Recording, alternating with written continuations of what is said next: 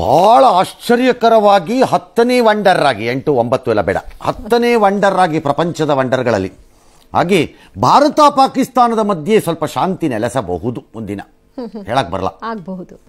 ಈ ಕಾಂಗ್ರೆಸ್ ಬಿಜೆಪಿ ಅವುಗಳದ್ದು ಮಾತ್ರ ನಿಲ್ಲಲ್ಲ. ಅವರಿಬ್ರು ಬೇಜಾನ್ಗಳಿಕಂತವ್ರ ಏನ್ ಮಾಡೋದು? ಕಾಲದಿಂದನೂ ವಾರು ನಡೀತಾ ಇರೋದೇ ಹುಡುಗಿರಿದ ನಿಮ್ ಹುಡುಗಿ ಕಿಕ್ಕೊಟ್ಟು ಅಂತ ಮಾತಾಡ್ತಿದ್ಯಲ್ಲ. ನೋಡು ನನ್ನ ಬಗ್ಗೆ ಏನಾದ್ರು ಮಾತಾಡು, ನನ್ನ ಹುಡುಗಿ ಬಗ್ಗೆ ಒಂದು ಮಾತಾಡಿದ್ರು ಚೆನ್ನಾಗಿರಲ್ಲ. ಅವಳಂತೊಟ್ಟು ಅದು ಇವನಂತೊಟ್ಟು ಇದು. ಸರ್ಕಾರ ಈ ಪ್ರಕರಣವನ್ನ CID ಕೊಡ್ತಾ ಇದೆಯಂತ. ದೊಂಬಿ ಹಬ್ಬಿಸ್ಬೇಡಿ. ನಿಮ್ಗೆ ಕೇಸ್ ಶಾರ್ಟೇಜ್ ಆದ್ರೆ ATM ದರೋಡೆ ಮಾಡೋದಲ್ಲ ಅವ್ನು ಹಿಡ್ಕೊಳ್ಳಿ, ಇಲ್ಲ ಡೆಲ್ಲಿಗೋ ಬಾಂಬೆಗೋ ಹೋಗಿ ಅಲ್ಲಿ ಅಮಾಯಕ ಹೆಣ್ಮಕ್ಳನ್ನ ರೇಪ್ ಮಾಡಿದ್ರಲ್ಲ ಆ ನನ್ನ ಮಕ್ಕಳನ್ನ ಹಿಡ್ಕೊಳ್ಳಿ. ಅದನ್ನ ಬಿಟ್ಬಿಟ್ಟು ಸುಮ್ಮನೆ ಮಲಗಿರೋ ಕನ್ನಡದ ಕಂದಮ್ಮಗಳಿಗೆ ತೊಂದರೆ ಕೊಡಬೇಡಿ. ಸರ್ಪ್ರೈಸ್ ಇರ್ಲಿ, ನಮ್ ಸರ್ಪ್ರೈಸ್ ಹಿಡ್ಕೊಂಡು ಅವ್ರೇನು ಮಾಡ್ತಾರೆ, ನಮಗೆ ಸರ್ಪ್ರೈಸ್ ಮಾಡಕ್ಕೆ ಅವ್ರಿರೋದು. This is sudden surprise to me also. ಈ ಪ್ರಕರಣವನ್ನ CIDಗೆ ವಹಿಸಿರೋ ಕ್ರಮನ BJP ಖಂಡಿಸಿದೆ. ಖಂಡಿಸ್ಬಿಟ್ಟು ಏನ್ ಮಾಡ್ತೀರಿ? ಇದರಿಂದ ಏನು ಪ್ರಯೋಜನ ಇಲ್ಲ. ತುರ್ಕುಮಾರನ್ ಮುಂದೆ ಪೈ ಪೈ ಅಂತ ಪೀಪಿ ಊದ್ದಂಗಿದೆ ಅಷ್ಟೇ, ಏನು ಪ್ರಯೋಜನ ಇಲ್ಲ ಇದರಿಂದ. ಉಪ್ಪಿನಕಾಯಿ ಕಣ್ಣೆಕ್ಕಿ ಯಾಕೆ ಮಾಡಬಾರ್ದು? ಚೆನ್ನಾಗಿದ್ರೆ ಮಾಡೋಣ ತಗೊಳ್ಳಿ. CID ಇಂದ ನಮಗೆ ನ್ಯಾಯ ಸಿಗುವ ವಿಶ್ವಾಸವಿಲ್ಲ, ಹಾಗಾಗಿ ನ್ಯಾಯಾಂಗ ತನಿಖೆ ಕೊಡಿ ಅಂತ. ನ್ಯಾಯಾಂಗ ತನಿಖೆಯಿಂದ ಏನಾಗುತ್ತೆ? ತಪ್ಪು ಮಾಡಿದವರನ್ನ ಹಾಕಿ ಗಲ್ಲಿಗೆ. ಅದು ತಪ್ಪು. ಸದನದ ಒಳಗಿನ ವಿಚಾರವನ್ನ 3ನೇ ಪಾರ್ಟಿಗೆ ವಹಿಸಿಕೊಡುವುದಾದರೆ ಅದು CID ಆದ್ರೂ ತಪ್ಪೇ, ನ್ಯಾಯಾಂಗ ತನಿಖೆ ಆದ್ರೂ ತಪ್ಪೇ.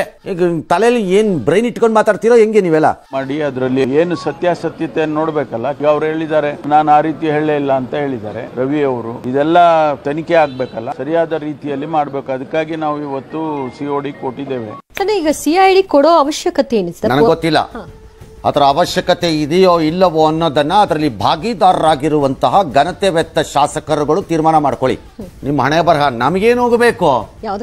ನಮಗೇನು CIDಗಾರು ಕೊಟ್ಕೊಳ್ಳಿ, FBI ಕೊಟ್ಕೊಳ್ಳಿ, ನಮಗೇನು ಹೋಗ್ಬೇಕು? ಕೋಲ್ ಕೊಟ್ಟು ಒಡಿಸ್ಕೊಳ್ಳೋದಾದ್ರೆ ಒಡಿಸ್ಕೊಳ್ಳಿ ಎಲ್ಲರೂ, ನಮಗೇನು ಸಂಬಂಧ ಇಲ್ಲ. ರಾಜ್ಯಪಾಲರಿಗೆ ಮನವಿ ಪತ್ರವನ್ನು ದೂರನ್ನು ಕೊಡುವುದರಿಂದ ಯಾವ ಪ್ರಯೋಜನವೂ ಇಲ್ಲ. ನಿಮ್ಮ ಸಮಾಧಾನಕ್ಕೆ ಮಾಡ್ಕೋಬಹುದು. ಆ ಬದಲು ಬಿಜೆಪಿ ಅನ್ನೋದು ಇನ್ಯಾರೋ ಸೀರಿಯಸ್ ಆಗಿದ್ದವರು ಸಭಾಪತಿಗೆ ಕೊಡ್ಬೇಕು ಮನವಿ. ಬಿಜೆಪಿಯ CT ರವಿ ವಿರುದ್ಧ ಇವತ್ತು ಲಕ್ಷ್ಮೀ ಹೆಬ್ಬಾಳ್ಕರ್ ಅವರು ವಾಗ್ದಾಳಿ ನಡೆಸಿದ್ದಾರೆ. That's all right. ಈ ಹೋರಾಟವನ್ನು ಮತ್ತು ಅವರಿಗಿರಬಹುದಾದ ಆಕ್ರೋಶವನ್ನು ಅಥವಾ ಆಕ್ಷೇಪಗಳನ್ನು ಅದನ್ನ ಆಕೆ ವ್ಯಕ್ತ ಮಾಡ್ಲಿಕ್ಕೆ ಬರಲ್ಲ ಅಂತ ಯಾವನೂ ಹೇಳಕ್ಕಾಗಲ್ಲ. ಪಬ್ಲಿಕ್ ಟಿವಿಗೆ ವಿಶೇಷ ಸಂದರ್ಶನದಲ್ಲಿ ಅವರು ಮಾತಾಡಿದ್ರು. ಮೊನ್ನೆ ಅವರು ಮಾತಾಡಿದ್ರು, ಇವತ್ತು ಇವರು ಮಾತಾಡಿದ್ದಾರೆ. CT ರವಿಗೆ ಆಣೆ ಪ್ರಮಾಣದ ಸವಾಲು ಹಾಕಿದ್ದಾರೆ. ನಾನು ಅದನ್ನು ಒಪ್ಪಲ್ಲ, ಇವ್ರಿಗಲ್ಲ, ನಾನು ಹಿಂದೆನೂ ಒಪ್ಪಲಿಲ್ಲ. ಈ ವಿಶ್ವನಾಥ್ ಮತ್ತು ಸಾರಾ ಮಹೇಶ್ ಬಂದಾಗ್ಲೂ ನಾನು ಒಪ್ಪಿರಲಿಲ್ಲ. ಅದಲ್ಲ, ದೇವರನ್ನ ಸುಮ್ಮನೆ ಕಷ್ಟಕ್ಕೆ ಸಿಗಾಕಿಸ್ಬೇಡಿ ನೀವೆಲ್ಲ ಸೇರ್ಕೊಂಡು. ಮತ್ತೆ ಅವ್ರು ಎಷ್ಟು ಅಂತ ತಗೊಳಕ್ಕಾಗತ್ತೆ ನಮ್ಮ ಕಚಡ ಇದನ್ನ ಪಾಪ ಜವಾಬ್ದಾರಿ. ಪಾರ್ವತಿ, ದೇವ್ರು ಎಷ್ಟು ಜಾಣ ನೋಡಿದ್ಯಾ? ಯಾಕೆ ಈ ಮನುಷ್ಯ ಪ್ರಾಣಿಗೆ ಎಲ್ಲಾ ಸುಖನೂ ಕೊಟ್ಬಿಟ್ರೆ ತನ್ನನ್ನು ಎಲ್ಲಿ ಮರ್ತು ಬಿಡ್ತಾನೋ ಅಂತ ಸಂದರ್ಭ ನೋಡಿ ತಡ್ಕೊಳ್ಳೋಕಾಗಬಾರದು ಅಂತ ಹೊಡಿತಾನೆ. ನನ್ನ ರಾಜಕೀಯ ಗುರು DK ಶಿವಕುಮಾರ್ ಅವ್ರಿಗೂ ಈ ಪ್ರಕರಣಕ್ಕೂ ಸಂಬಂಧ ಇಲ್ಲ ಅಂತ ಅವ್ರು ಹೇಳಿದ್ದಾರೆ. ಕಾಲದಲ್ಲಿ ಯಾವ್ದನ್ನ ನಂಬಬೇಕು ಯಾವ್ದನ್ನ ಬಿಡಬೇಕು ಒಂದು ಗೊತ್ತಾಗ್ತಾ ಇಲ್ಲ. ಧರ್ಮಸ್ಥಳದಲ್ಲಿ ಆನೆ ಪ್ರಮಾಣಕ್ಕೆ CT ರವಿ ಒಪ್ಪಿಲ್ಲ. ಬದಲಿಗೆ ಲಕ್ಷ್ಮೀ ಹೆಬ್ಬಾಳ್ಕರ್ನ ಪರೋಕ್ಷವಾಗಿ ಅವ್ರ ಕೆಸರಿಗೆ ಹೋಲಿಸ್ಕೊಂಡ್ಬಿಟ್ಟಿದ್ದಾರೆ. ಆಯ್ತಪ್ಪ, ಅವ್ರ ಕೆಸರು ಅಂತಾನೆ ಇಟ್ಕೊಳ್ಳೋಣಪ್ಪ. ನೀವು ಯಾಕಪ್ಪ ಹೋದ್ರಿ ಕೆಸರ ಹತ್ರಕ್ಕೆ? ಈ ಮಾತನ್ನ ಅಂದೆಲ್ಲ ಅಂತಂದ್ರೆ ಧರ್ಮಸ್ಥಳ ಮಂಜುನಾಥನ ಮೇಲೆ ಆನೆ ಮಾಡ್ಲಿಕ್ಕೆ ನಾನು ಕುಟುಂಬ ಸಮೇತ ಬರ್ತೀನಿ. ಅವರು ತಮ್ಮ ಧರ್ಮಪತ್ನಿಯನ್ನ ಕರ್ಕೊಂಡು ಧರ್ಮಸ್ಥಳಕ್ಕೆ ಬರಲಿ, ಧರ್ಮಸ್ಥಳನ ಮಂಜುನಾಥನ ಆಣೆ ಮಾಡಿ ನಾನು ಹಾಗೆ ಅಂದೆಲ್ಲ ಅಂತ ಅವ್ರು ಹೇಳಿ. ಈ ಆಣೆ ಪ್ರಮಾಣಕ್ಕೆ ಹೇಳ್ತೀರಿ, look it the whole thing. ಪ್ರಜಾಪ್ರಭುತ್ವದಲ್ಲಿ ದೇವಾಲಯ ಯಾವುದು? ವಿಧಾನಸೌಧ. ಅಯ್ಯೋ ಮಹದೇಶ್ವರ. ಹೌದಾ? ಅಲ್ಲ, ವಿಧಾನಸಭೆ ಅಥವಾ ವಿಧಾನ ಪರಿಷತ್. ಪ್ರಜಾಪ್ರಭುತ್ವದ ದೇವಾಲಯಗಳು ಅಂತ ನಾವು ಪರಿಭಾವಿಸ್ತೀವಿ. ಮೂಲ ದೇವಾಲಯದ ಒಳಗಡೆ ಆಗಿರುವಂತಹ ಘಟನೆಯನ್ನ ಮೂಲ ದೇವಾಲಯದಲ್ಲೇ ಇತ್ಯರ್ಥ ಮಾಡೋದು ಬಿಟ್ಟು ಇನ್ನೊಂದು ದೇವಾಲಯಕ್ಕೆ ಹೋಗ್ತೀವಿ ಅಂದ್ರೆ ಹೆಂಗೆ ನೀವುಗಳು? No, take it back to that council again. ಅಲ್ಲಿ ಚರ್ಚೆ ಮಾಡ್ಬೇಕು. ಅದನ್ನ ಮಾಡಿ. ಸರಿನೋ ತಪ್ಪ? ಇಬ್ರು ಆಣೆ ಪ್ರಮಾಣ ಅಂತ ಏನ್ ಆಣೆ ಪ್ರಮಾಣ ಇಬ್ರದುವೆ? ನೀವು ಹೇಳಿದಿರಿ ಅಂತೀರಿ, ಅವ್ರು ನಾನು ಹೇಳಿಲ್ಲ ಅಂತಾರೆ. ಇಬ್ರು ಹೋಗೋದನ್ನ ಹೇಳಿ ಬರ್ತೀರಿ. ಏನ್ ಮಾಡ್ಬೇಕು ಈಗ ದೇವರಲ್ಲಿ? ಏನ್ ಮಾಡ್ಬೇಕು ಆ ದೇವ್ರು ಹೇಳಿಪ್ಪ ನನಗೆ ಯಾರು ಒಬ್ರು. ನೀವು ಈ ತರ ಇಬ್ರು ವಿರುದ್ಧವಾಗಿದ್ದವ್ರು ಬಂದು ಧರ್ಮಸ್ಥಳಕ್ಕೆ ಹೋಗ್ತೀರಿ, ಅಲ್ಲಿ ಏನಾಗಬೇಕು ಅಂತ ನಮ್ಗೆ ಯಾರೊಬ್ರು ಹೇಳ್ರಪ್ಪ ನೋಡೋಣ. And forgetting the very original temple of ಡೆಮಾಕ್ರಸಿನ ಬಿಟ್ಬಿಡ್ತೀವಿ ಅಂತಂದ್ರೆ ಏನರ್ಥ?